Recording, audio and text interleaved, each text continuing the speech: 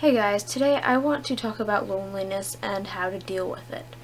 As you know from some of my previous videos, I deal with anxiety and depression, both of which can make people feel really alone and lonely. But that's not something that just affects people that have different mental disorders. Especially with winter coming on, loneliness can be a really big problem. So I'd like to share with you some of the ways that I deal with it. First of all, you have to be willing to become unlonely. You have to be willing to fight to make things change. You can't just sit around and wait for somebody that will make you feel better to come and help you. You have to try to get yourself out, and you have to be willing to try hard because it's not easy. One of the most important things is making sure that you're coming in physical contact with another person at least once a day.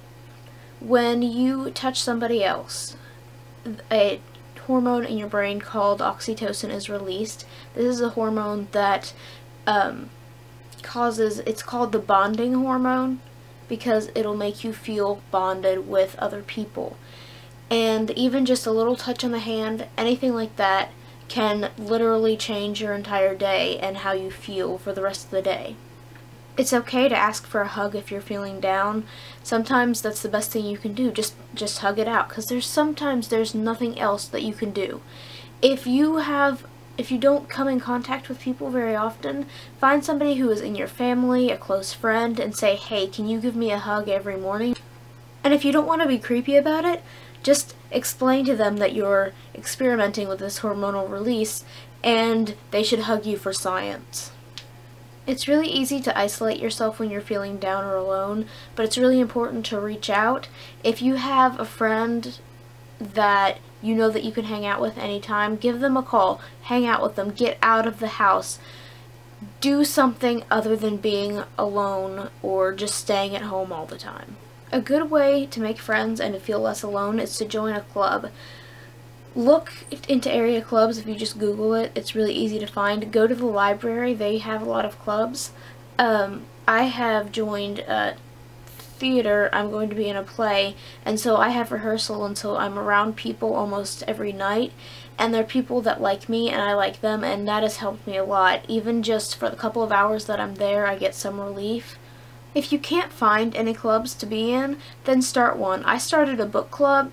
Some of you are in it on Facebook, but I had one that was in real life too, but one of the 4 people that was in it moved and it just kind of fell apart. But for the couple of meetings that we had, it was a really good time. We got together and laughed, and we got really close during that time. So reach out, post on Facebook that you want to start a group or something, and people will usually want to join. Even if you don't have anybody to go with, go out in public.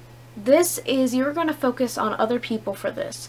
You're going to talk to as many strangers as possible, even if you're just going through a checkout line or something, and see how many people you can get to smile.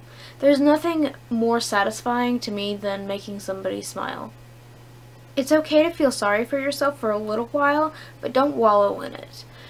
Something that I do is the self-hug, where I give myself a minute to just feel really, really, really sad, and I hold myself kind of like this, and sometimes I lay on my bed and rock for a while, and I let myself feel the feelings that I'm feeling. But I give myself only a minute to do that. After that minute is up, I get up and I do something to try to alleviate the sadness. You all know that I can't dance, but you also know that I will dance anyways. I find it really stress relieving to get up and dance. Instead of doing something like working out in a normal way, I'll just dance. Last night I was at the theater and a friend of mine was there, and we were both having a pretty bad day, so I just grabbed her and told her to dance with me, and we got our cardio in then. So after you have that little time of self-pity, one of the best things you can do is dance. All of my physical senses are quite sensitive, and physical senses are very connected to emotional senses. So something this is kind of odd that I like to do is, especially in the winter, I'll go outside, and I won't do something ridiculous like wear no coat in 30-degree weather, but I'll wear a light jacket or something, and I'll walk outside and I'll take a quick walk. Walking will help you It helps get rid of stress. It's really, really good for your health, especially if you're like me and a lot of times you don't have energy to go running. Just walk. Sometimes if you're really emotional, you can take a power walk.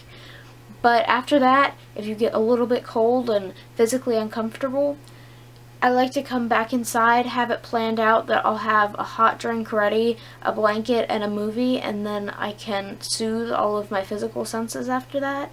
And it's a distraction from loneliness, I guess, because it gives me that pleasurable release. Being creative is a really good way to deal with things.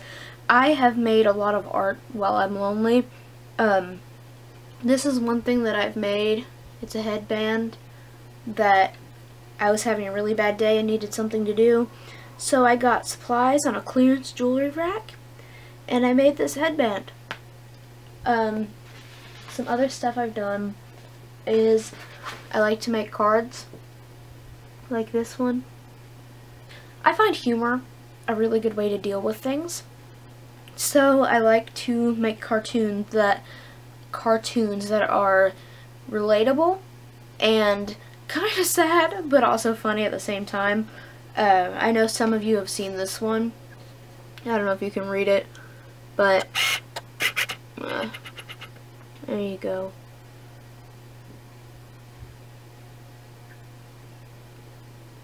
A lot of times loneliness is something you feel like right in this area, and so I find it helpful to do things that engage this area of my body.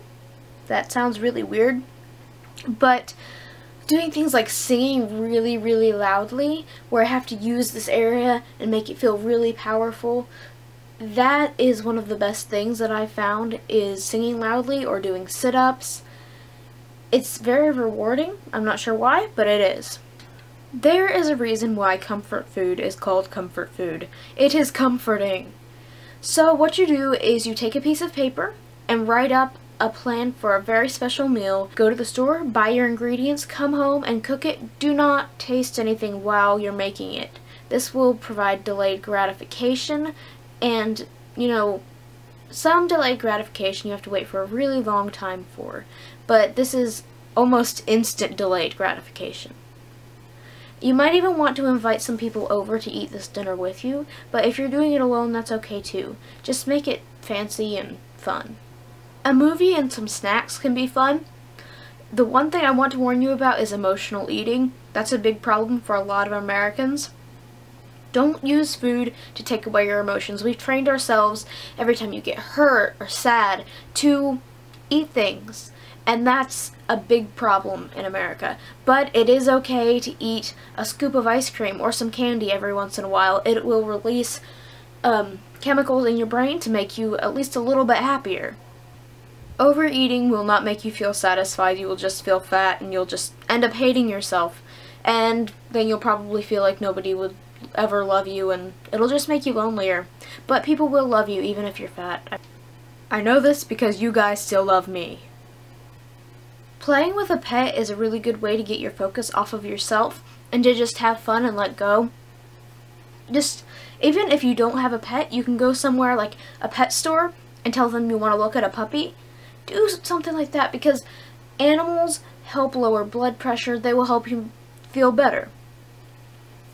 And if you have your own pets, hug them, pet them, play with them every day, talk to them. I talk to my cats all the time. I have full conversations with them. They're not very good listeners, even though they can't talk back.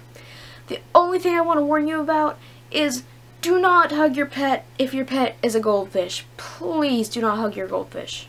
One way I deal with these feelings is to write everything down. Start a journal, write poetry. I started writing poetry when I was about 11 and I was horrible at it, but I would spend hours every day writing down my thoughts and feelings because I felt horrible and sad and lonely and just terrible. But writing about it kept me going and helped me get through it. Plus, I developed a talent in that area, so you can always bring your sadness and channel it into something that will become a talent.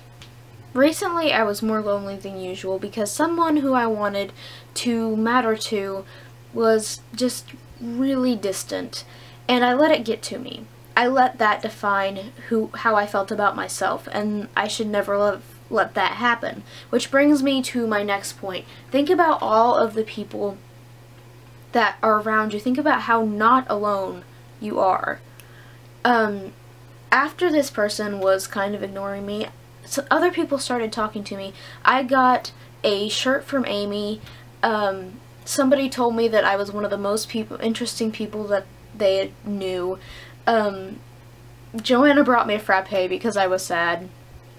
And I realized how much I mattered to so many people, and I was letting not mattering to one person hurt me. I was letting people define me for myself, and I wasn't defining myself. I wasn't being my own person. You don't need somebody else to make you happy. Sometimes it feels that way. Sometimes you just want somebody there to, I don't know, cuddle with. But the thing is, you can get through the loneliness. I've been here before, and I've made it out.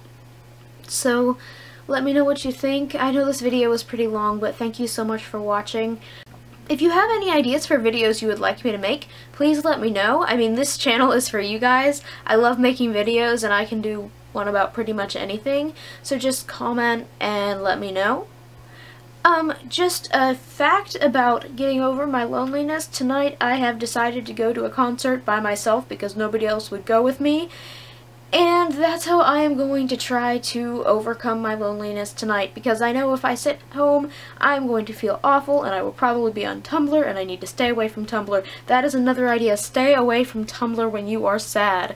Or if you are going to go on Tumblr, find all the other sad people and send them nice messages. Okay? Thanks. Bye. Oh, that was creepy. I'm sorry.